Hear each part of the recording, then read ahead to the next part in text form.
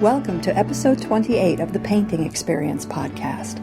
Listen as founder Stewart explores the potential of the emerging field of process arts and shares inspiration from his ongoing workshops and retreats. This episode takes you into the jaws of the crocodile, those places in your painting and in yourself where you'd rather not go, but that hold the key to your transformation. In my early days as a facilitator of process painting, I took it upon myself to try to alleviate the inevitable discontent that people felt in the creative process. And whatever form that discontent took, whether it was disappointment or boredom or irritation or a sense of contraction, and then, of course, the inevitable projection of those feelings on the painting of dislike and hopelessness and a sense of other people doing better and comparison.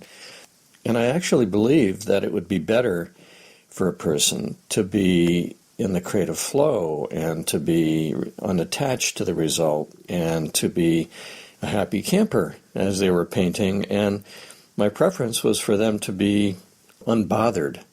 And I took that on as a facilitator. I thought it was my job to bring a person from discontent to creative freedom. And of course, that's a lot of work. And then I was exhausting myself.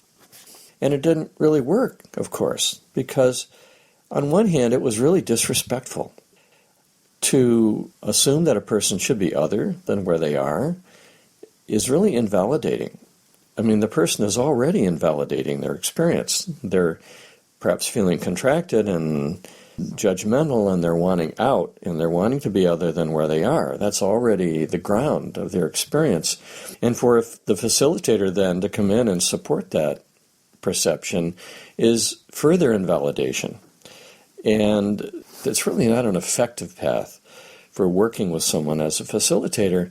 But this is a pretty big deal, and it took me many years to really come around to acknowledging and respecting the inevitable discontent that arises in the creative process. That it's not something to get out of, it's actually something to get into.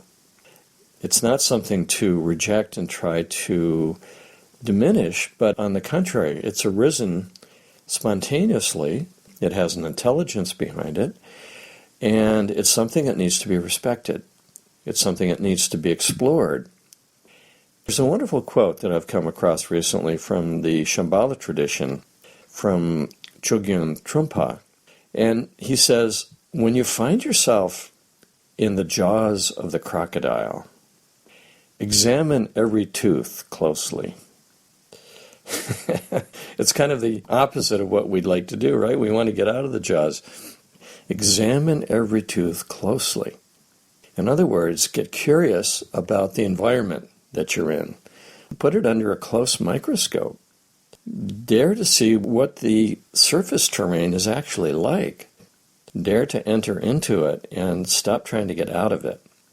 And this is what I discovered working with people over the years, that it was worthy of their curiosity to be where they are.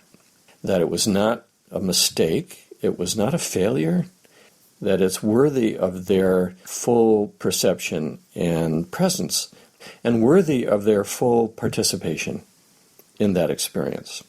And this isn't about face. This, of course, is huge, because the inevitable forms that discontent takes are ones that we don't like, right? We don't want to feel bored, for example. We don't want to feel irritated. We don't want to feel diminished by the experience we're having. We don't want to feel in a contracted phase, uncertain, empty, less than. To actually turn towards it rather than away from it, to examine every tooth, is revolutionary in terms of our own approach to our inner lives. I was teaching a workshop this past weekend, and there was a woman who, after many years of not painting, she encountered this place in herself that was probably from high school. It was one of uncertainty and vulnerability, and a sense of not being good enough. And she had encountered that as a painter when she was in high school, and she had a passion for painting and really had a connection to it, but at a certain point felt so insecure, so fragile in the experience, and most likely didn't get the right support at that time, that she stopped painting. And she believed in her own inadequacy, and she abandoned a part of herself in that experience. And so here she was as an adult. All of a sudden, all these feelings came rushing back, and she found herself feeling very, very inadequate and insecure, and recognized it as being that same place that she had felt when she was a young woman. So she brought that up in the sharing as though it was something that was wrong, that she was really sorry that she had come into these feelings again. And maybe it was proof that she shouldn't be painting or be creating in this way. And I said, on the contrary, you've been given a great gift. This insecurity that has now revisited you is really a gift. It's an acknowledgement from your psyche that is now ready to be experienced. That as a young woman, you maybe did not have the faith and the maturity to actually experience that fully, and you had to abandon yourself there. And now it's come back, and it's giving you an opportunity to reclaim yourself. It's giving you an opportunity to enter into those feelings without turning away, and to experience the vulnerability and the insecurity, examining every tooth of that insecurity. And actually, teeth are not a bad way to go. When you're in the jaws of the crocodile, teeth are a powerful image. Or maybe it's ropes or barbed wire or black pokey things coming in. These are archetypes. These images are vehicles for expressing the feeling, for entering the feeling. They're not some magical object in themselves. They're ways that allow us to experience fully the feeling that we're having. By expressing the image, by bringing in the knife, by bringing in the tooth, by bringing in the contraction, the form of contraction, we're giving ourselves permission to have the feeling. That's the whole purpose of creative expression, in a way, is giving ourselves permission to be where we are and to enter into where we are. And in doing so, we examine the very landscape more closely. We get curious about where we are. That's the magic of expression. That's the magic of using the tool of creative expression for transformation.